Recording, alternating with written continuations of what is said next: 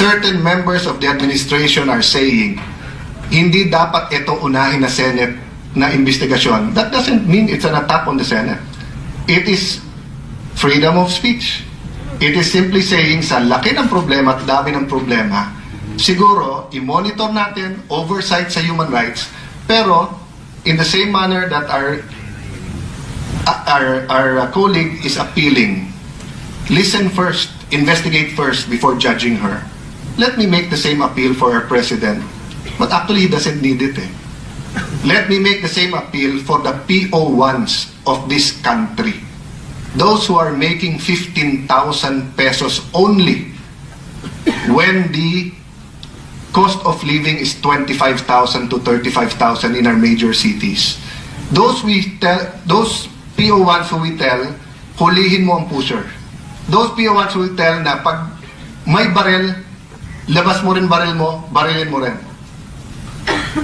Those PO1s who sometimes come home in a casket, or kung hindi man sa casket, in the old administrations, not just the Aquino administration, in many administrations, would come home, nilabanan ang sindikato, anong baon nila pag-uwi? Suspension.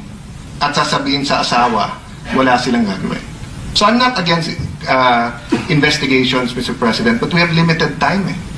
Napakalaki ng opportunity natin to build this nation. So it's up to each and every chairperson. And I believe in every one of you. Ano bang uunahin ninyo? Now, if the former Justice Secretary and our colleague can come up with facts and not speculation, there are facts, as in the killings. But inimbestigahan din ba niya na isa to?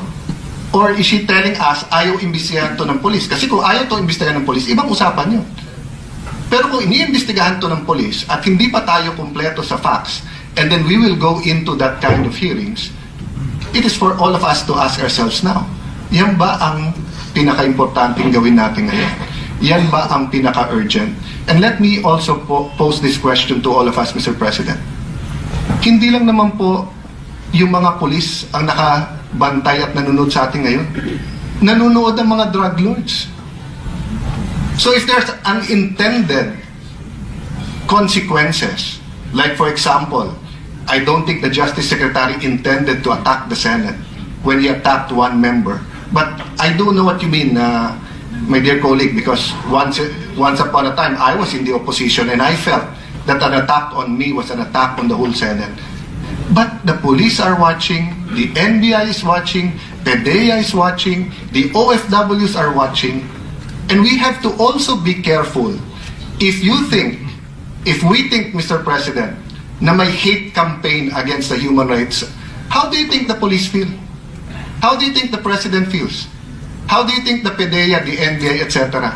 Lahat na lang ng jokes tungkol sa politiko, sa police, at saka sa abogado. Lahat ng masasamang jokes. They're the butt of jokes. We're the butt of jokes. We have all the power and resources for image building, Mr. President. The police does not have this. So let me end there, Mr. President, and while welcoming our colleague and committing to her that we will not allow anyone to attack the Senate or destroy the Senate or to stop any senator from conducting their investigation or attending an investigation. It is also left up to us to decide what is most important, how we use our time, and it is up to us to make sure na yung unintended consequence of telling the police, tumigil-tigil muna kayo. Wala pa akong nangyayari. Lastly, Mr. President, naunahan na nga tayo ng Malacanang Many of our colleagues here, which both of us talked to during the last 3 months, have told us, Senator Soto, Senator Recto, Senator Gordon, many of you have proposed rehab centers. You predicted. The President continues to be amazed that more than 100,000 people are surrendering. Ang problema, anong gagawin mo sa mga nagsusurrender? Mga to, yung iba user lang, yung iba addict. Yung addict, pagka walang pupuntahan, babalik at babalik kahanap ng droga. Ang problema, Mr. President, kung hindi ako nagkakamali, shabu is now 200 to 400% more expensive than it was a month ago. In some places, it's 1,000% more expensive, which is good news in the sense that many people will stop and cannot have money, but it's also bad news because the addicts who are violent will rob, will steal, will try to get money to feed their habit. That's why the rehab centers are also urgent.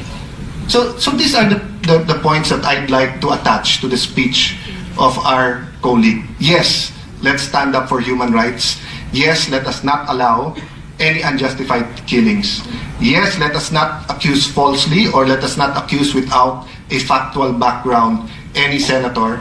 But let's also not accuse the police, especially the PNP as an organization, of rub-outs until we have evidence. And when we do have evidence or we have a smoking gun or even just smoke, kung sasabihin natin where there's smoke, there's fire, let's isolate it. So if it was one event here in Pasay, one event in Davao, yun ang sabihin natin. Pero sabihin natin, yung mga polis, o alam naman na polis rub-out, no. Tayo, galit tayo pag sabihin lahat ng politiko corrupt eh. Tapos we will do the same sa police. Anyway, Mr. President, I bid you good afternoon and thank you for this opportunity. Mr. President, I have been vilified and attacked, not only in social media, but also by the President's men as a drug lord coddler and protector.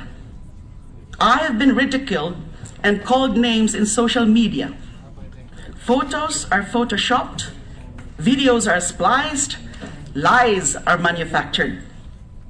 The magnitude of the propaganda and misinformation is mind-boggling, considering that this is all directed at me.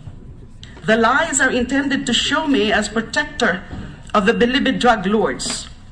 But the truth is, I was the only Justice Secretary since the 1986 EDSA revolution who dared to eradicate the dominion of the drug lords inside Bilibid.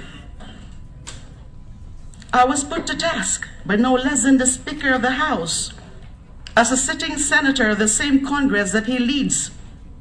According to him, a resolution will be filed for an investigation on my alleged role in the proliferation of drugs inside the National Bilibid prison. Mr. President, this not only goes against inter-parliamentary courtesy, where the House of Representatives investigates a specific member of its co-equal Senate. It is an affront to the Senate as an institution committed by none other than the leader of its co-equal body in Congress. But I will not use that time-honored principle as my primary defense. My first defense is common sense. The Speaker of the House promised the investigation of the former Justice Secretary, the secretary who has been sued and brought to court by the same drug lord subjected to a raid and then secluded inside NBP Building 14.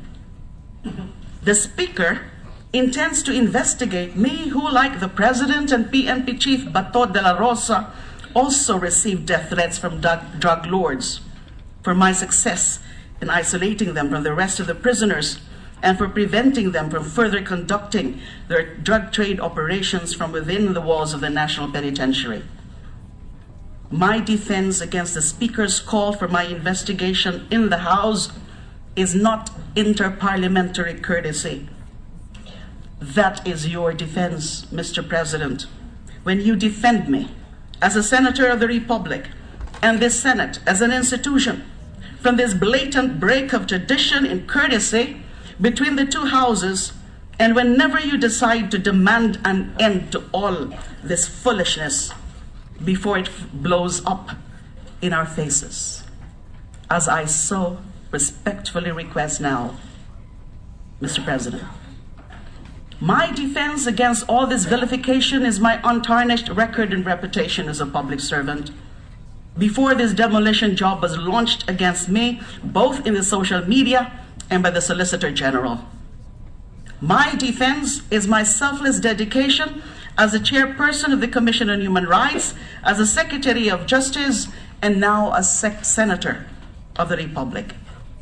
Unlike the well-oiled social media operation that has been singularly organized to cause my vilification, I have no money. I have no resources. My friends consider it as a blessing that I was elected senator through sheer determination and the generosity of relatives, friends, and supporters. Last Friday, Justice Secretary Vitaliano Aguirre claimed that high-ranking DOJ officials from the previous administration were in the payroll of the NBP drug lords.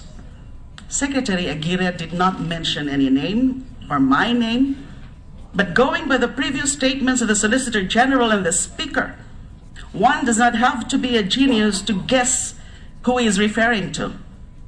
I am outraged that he has qualified this matter-of-fact statement with the actual truth, that he has yet to create a task force that will yet conduct an actual investigation on his foregone conclusion that indeed there were payoffs to DOJ officials. Mr. President, this is a Justice Secretary confused about his law school memory on how due process works.